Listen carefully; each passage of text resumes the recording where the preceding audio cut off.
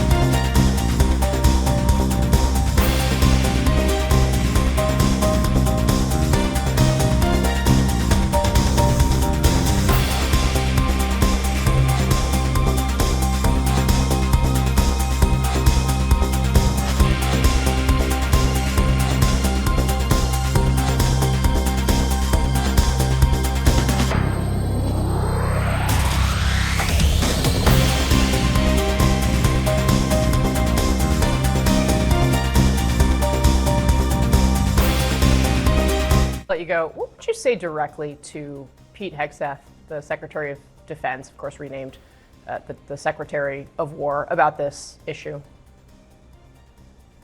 Well, I think number one, you will never, ever even be half the man that Senator Kelly is. You, sir, are a coward. And the fact that you are following this order from the president shows how big of a coward you are.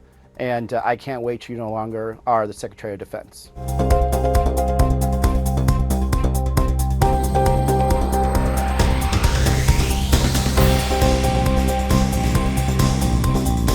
In breaking news out of the US, a federal judge has dismissed the indictments against former FBI Director James Comey. His criminal charges were dismissed on the grounds the interim US attorney who secured his indictment was unlawfully appointed to the role. Mr. Comey has maintained his position was retaliatory and motivated by President Trump's efforts to punish his political enemies. The judge also dismissed a case against New York Attorney General Letitia James.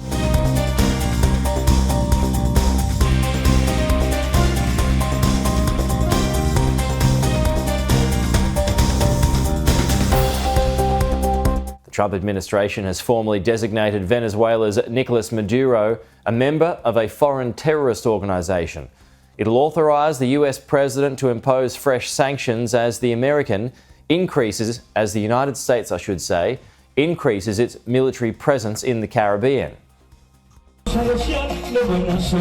Venezuelan President Nicolas Maduro dancing to his "No War, Yes Peace" speech as the Trump administration ramps up its war on narco-terrorists. The State Department is now designating a cartel linked to Maduro as a foreign terrorist organization, opening up the door for possible strikes in Venezuela. The Maduro regime survives because of the largesse and the muscle of these drug cartels. So if the drug cartels go out of business, so does the Maduro regime. Over the weekend, new FAA warnings led several international airlines to cancel flights into Venezuela after American F-18 Super Hornets were spotted flying off the coast. And according to a Reuters report, the U.S. is ready to launch its next phase of military operations that would likely begin with covert action inside the country. Venezuela was a major point for Russian and Chinese infiltration. We cannot allow our greatest geopolitical rival in Beijing to have a presence in our neighborhood. About a third of deployed American warships are now stationed in the Caribbean.